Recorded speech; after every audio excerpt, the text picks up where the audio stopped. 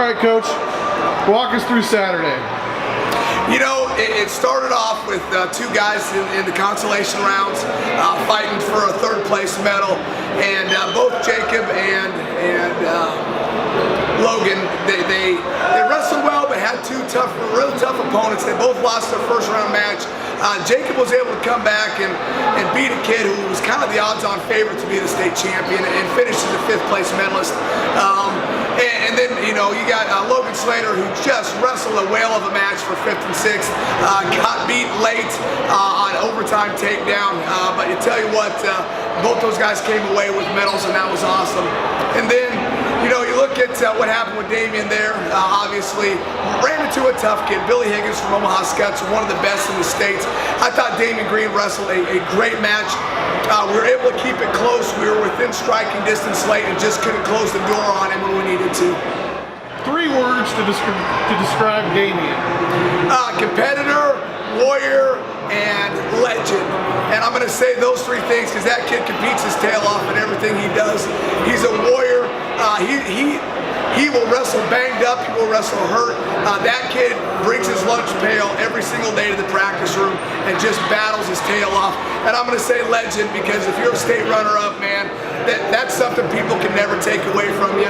And that's the first thing I told him when he came off the mat. I said, buddy, you have accomplished something and put yourself in Fairbury wrestling history. He'll be remembered for a long, long time.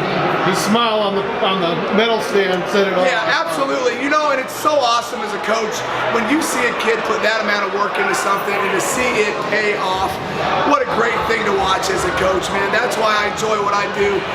To see that kid pour his heart into it and to get that trip to the state finals and to be in the parade of champions. What an unbelievable experience for all of us and especially for him. Speaking with his family, he has a large fan base. He does.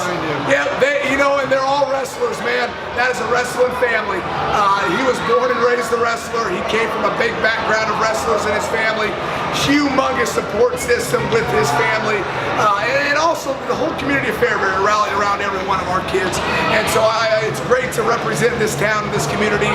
We look forward to what's to come with the future of our program. Okay. And recapping the state tournament as a whole, how do you think it went? You know, there's always those matches that you wish you could have got.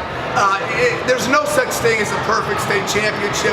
We're going to have some hard losses, but we're going to have some big wins too. And that's kind of exactly what happened.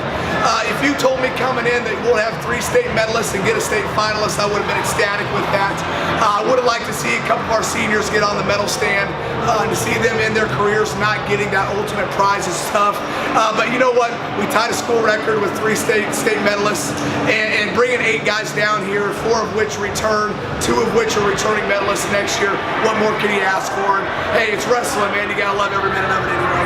And the season's not quite done yet. You got one more weekend to go, right? Absolutely. You know, that's huge because that was one of our big team goals coming into the season to get to the state dual tournament.